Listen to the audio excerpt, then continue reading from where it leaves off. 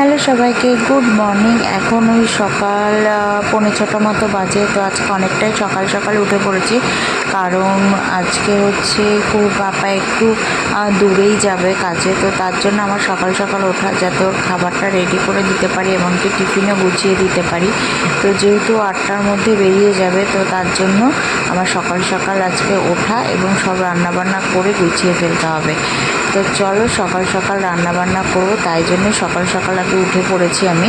তো আমি ফ্রেশ হয়ে নেব, ফ্রেশ হয়ে তারপর রান্নাঘরে এসে রান্নাবান্না করব।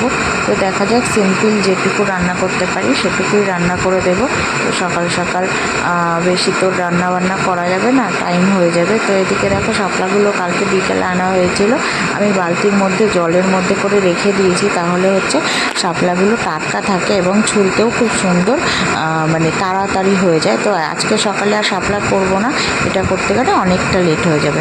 তো দেখো, সকালে তাড়াতাড়ি রান্না হবে, তার জন্য করে নিচ্ছি গাঁঠি কচু, যেটা প্রথমে আমি সেদ্ধ করে নিয়েছি। আর সেদ্ধ করা হয়ে গেলে এটা রান্না করতে খুবই তাড়াতাড়ি হয়ে যায়, তো তাই জন্য। আর এদিকে আমি করছি একটা পাঁচমেশালি নিরামিষ তরকারি, যেটার মধ্যে অনেক রকম সবজি দিয়েছি, যা যা সবজি মোটামুটি ঘরে ছিল সব দিয়ে একটা পাঁচমেশালি তরকারি করছি। আর ওদিকে গাঁঠি কচুটা ভাজা করতে দিয়েছি, যেটা করবো এই বাটা মাছটা দিয়ে। তো অল্প করে সকালের জন্য শুধু রান্না করব, তারপরে দুপুরে আবার রান্না পরে করে নেব। তো এই যে গাঁঠিটা ভাজার পরে জল দিয়ে দিয়েছি, আর মাছটা যে ভেজে রেখেছিলাম সেটাও দিয়ে দিলাম। যেহেতু গাঁঠিটা আগে থেকেই সিদ্ধ করা রয়েছে, তো তার জন্য বেশি টাইম লাগবে না, জলদি জলদি হয়ে যাবে। সকাল সকাল যাতে তাড়াতাড়ি হয়ে যায়, তাই জন্যই শর্টকাটে যে রান্নাগুলো হয় সেগুলো একটু করে নিচ্ছি। তো দেখো, নিরামিষটা এখানে হয়ে গেছে। নামানোর আগে একটু চিনি দিয়ে দিলাম।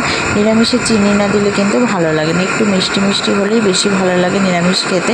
তো তার জন্য অল্প পরিমাণে চিনি দিলাম। যদিও আমার বর চিনি খেতে, মানে তরকারিতে চিনি দেওয়া একদমই পছন্দ করে না, কিন্তু নিরামিষে চিনি দিলে ও ঠিক বুঝতে পারবে না, মিষ্টি মিষ্টি লাগবে খেতে, সেটা ক্ষেত্রে ওর ভালো লাগবে খেতে, কিন্তু চিনি দিয়েছি এই কথাটা শুনলে খুব রেগে যাবে। তো যাই হোক, ওকে লুকিয়েই দেওয়া।